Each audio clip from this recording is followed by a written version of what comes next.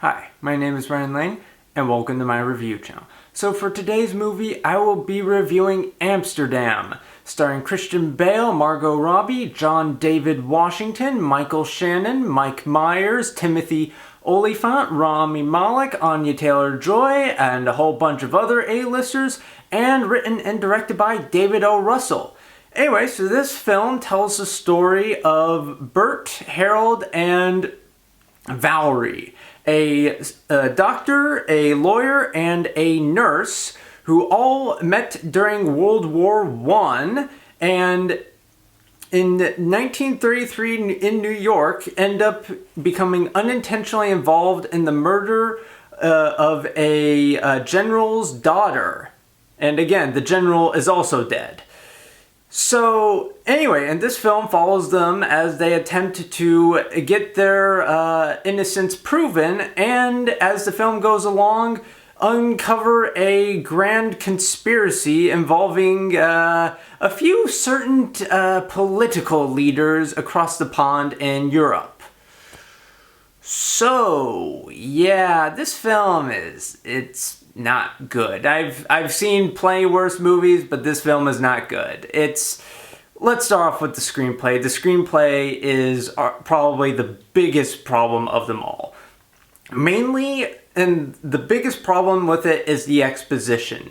Good Lord, the exposition. Almost every sentence delivered by the characters in this movie is just exposition trying to explain backstory, relation between characters, and overall characterization.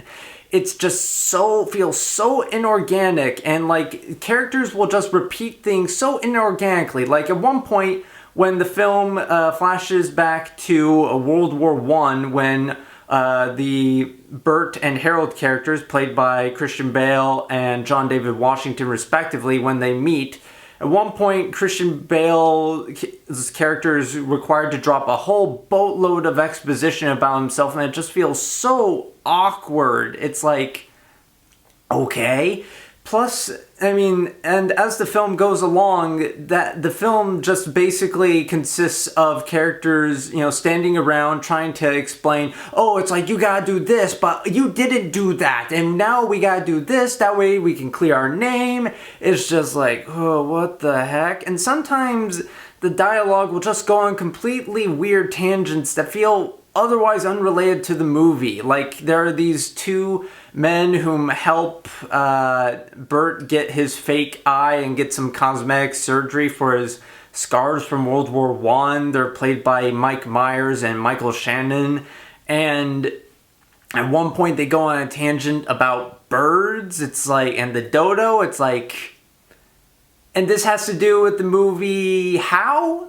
Exactly? It's, yeah, and also the film tries to fit in so many issues of the time, ranging from racism to veterans benefits to full-blown eugenics. It's like, I pick a lane, or at least try to set up your lanes better. And so the film delivers so much exposition in a desire to get the audience caught up on what's going on in the film that you honestly end up becoming more confused than you were before going in. So yeah. Also, so now that I've covered that, let's talk about the performances. The performances are mixed.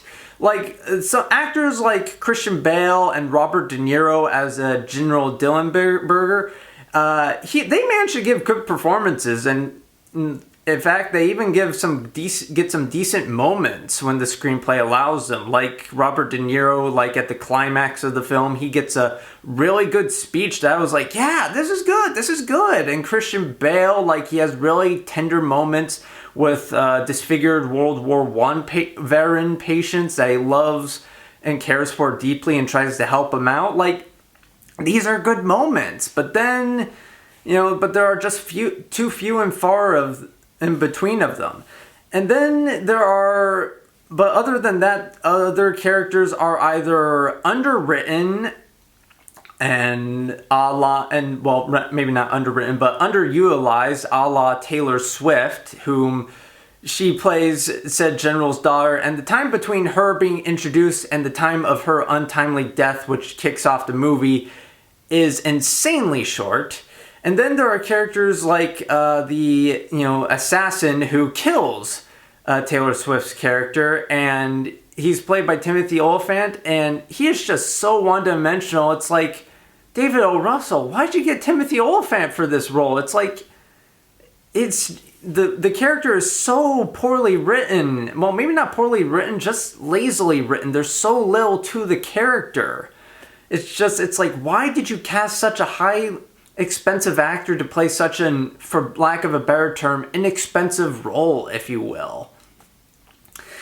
Yeah, and so also another issue with the film is the pacing. The pacing, oh boy. Again, two main culprits for this. One, an overextended first act going over the character's backstory and how they came to meet and live together in Amsterdam.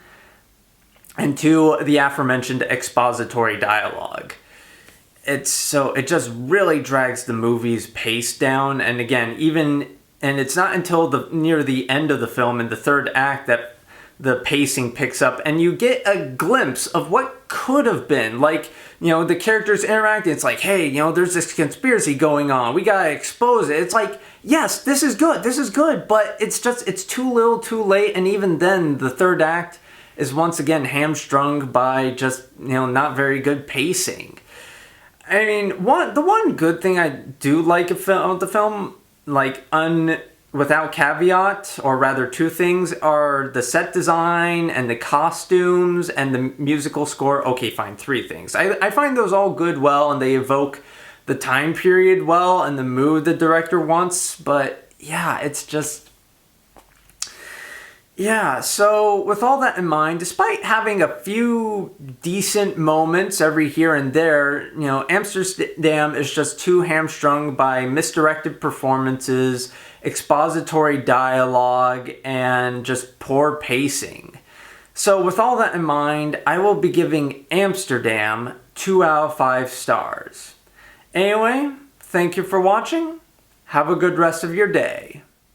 If you like this review and would like to see more like it, be sure to like and subscribe and leave a comment down below. And for today's comment section prompt of the day, did you like Amsterdam? Why or why not?